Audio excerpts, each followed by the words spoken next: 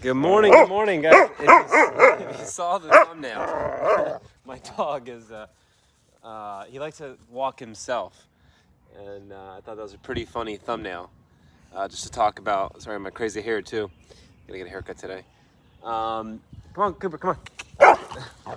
So yeah, I wanted to jump on, man. I really felt like after seeing this huge, crypto crash, it's, I've seen some big ones.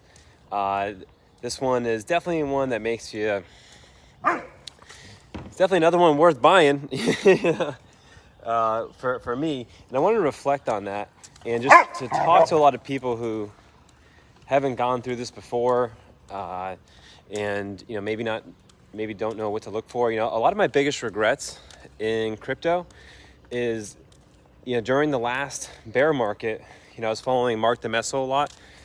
It was a great YouTube channel, and he was majority crypto in the bear market, and I was minority crypto. I had about 65% of my wealth in stocks, which a lot of that was Tesla, which did really well.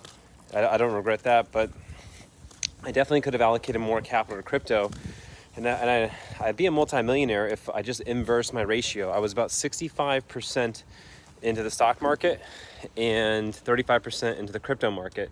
If I just inverse those numbers, which Mark suggested, and just using the Kelly formula, which I have a whole video on the Kelly formula on how you can use it for investing. And if I did that, I'd have been much better off today. And I would have considered taking more profits in this bull cycle because I would have had a lot more money. Full disclosure, I did make hundreds of thousands of dollars, and some of that is getting erased now. But it's good money. But when it comes to crypto and being inevitable, to taking it off the table, it's just not really worth it. And I did take a little bit of money, just to diversify and use, but not a lot. I still, what I sold to do something else with, I eventually ended up buying back, and I'm buying back some of it cheaper now, so that's good. But you can't estimate how far these markets can capitulate. If you weren't here in 2017, you don't recall the kind of capitulation that we saw. We saw things like Ethereum go to $1,500 all the way back to like $70. We saw, what else did we see? We saw Cardano go to $1.21 and go all the way down to a penny. We saw Bitcoin Cash go all the way to 4,000 and come all the way down to $60. So if you guys are freaking out, we probably won't get the same kind of capitulation in this pullback. And this is not confirmation that the bull market's over. And, as this goes on, and as I want to deploy capital as we get these major falls, it kind of makes me more okay with it, But it also makes me think, if the crypto bull market were to be over, that, this is my opportunity as the markets, really fall. We're still overvalued right now, and a lot of people don't understand what that means. Overvalued is a metric, by looking at the Trello chart. Sorry for my crazy hair, it's really crazy. If you look at the Trello chart, which is just a logarithmic chart that looks at the history of cryptocurrency, the total market cap, and it draws a line through the fair market value in terms of market cap. Like, where has the market cap been historically and where is it today? And if you took the average of that, what should the fair market value be? And the real answer is $1 trillion market cap. We're still a $1.6 trillion market, and that's an overvalued market.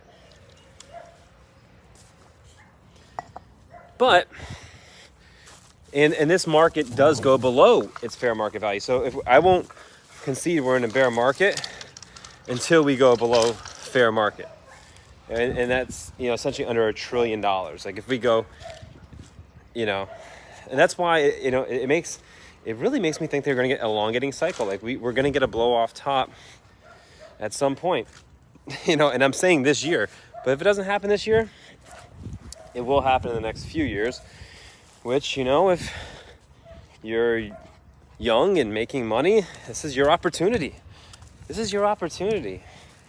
But it still just doesn't suggest, I don't think we go anywhere, 800 billion market cap was the top for the last market, 850 billion. So we likely won't, that's strong resistance, right? We likely won't go below that. And fair market's $1 trillion. So like if you think about that, we have to go to, in a bear market, we have to go to undervaluation. So we have to stay in overvaluation for longer. Sorry if my thumb goes over this. And I want to illustrate this better, but like we need to go in a bear market, we need to go under fair market value, which would be under $1 trillion, but we're not going to go under 850 billion. That's just, I mean, it's highly unlikely that that will occur. So it just makes me think we're just consolidating. You know, if we go under fair market, I am going to start really putting the vast majority of my wealth. You know, I have real estate, I have stocks, you know, I'm going to do whatever I can to get as much capital as I can when that moment hits. But the moment hasn't hit yet. So I'm still putting in petty cash as if we're still have more upside in the bull market. And, I mean, there's nothing else. You know, we probably have one more really good crypto bull market that can make like life-changing money. And then it's over. And then it's all over. And then we have to wait until, I mean, and then it'll be more on par with things like the NASDAQ or, you know, other kind of growth sectors. After, you know, 2025, going to 2030, you know, in the next decade, it still will likely outperform then, but it won't make the kind of gains that we've seen today. You know, some of the smaller cap coins that can really make noise will, just like in any market, but yeah. If we got anyone in the chat here, I want to make sure this video is public. Yeah, I got a couple people here. So yeah, I just wanted to hop on and just share the experience of being a crypto investor and try to offer perspective that you might find helpful. And from the investing standpoint, that's interesting. From the application, real world application, like it's far more exciting. You know, hey, what's going on? If you guys hit this a thumbs up when on your way in, that really helps out. Yeah, from an investing standpoint, the price can get to your head, but the longer you do it, the less it does that. But then just getting in, like right now, I feel like I'm building, right? I'm building on Bitcoin Cash. You know, and I'm off to, you know, if you look at the year too, we grew so many metrics, right? Like we had, you know, the price is down from last year, but we have so much more wallets open. We have so much more USD sent across the network. We have so many more daily transactions, you know, so, and we have Smart BCH now. We have businesses like CoinFlex building and aggregating on it. And hopefully lots more to come, but we didn't have these things a year ago. So Bitcoin Cash is more valuable, but the price is different, right? So if you follow just price, you can get awfully confused on what's going on. And yeah, that's, you know, it's extremely bullish when you look at everything. So yeah, I would hang tight. I would nibble here. I don't think we're in a bear market. You know, I've been saying that for a while as we've been in a pretty wicked downtrend. And you could probably find indicators to suggest that we are in a bear market. But, you know, I mean, I look at the fair market value and we're still overvalued, which means we could go a lot more down. But again, you have good support at 850 billion. So yeah, it's, you know, for crypto, it's a passion thing too. Like if you're just speculating to get rich, like it's easy to get flushed out right now. But if you're not thinking, you know, 5-10 years in the future on how this can change the world, you may not be as excited to have the same conviction and see what is going on, and see its real world application. So Coop, say hi to everyone. Here's the new puppy, big puppy. Say hello. So yeah, I hope everyone is doing well.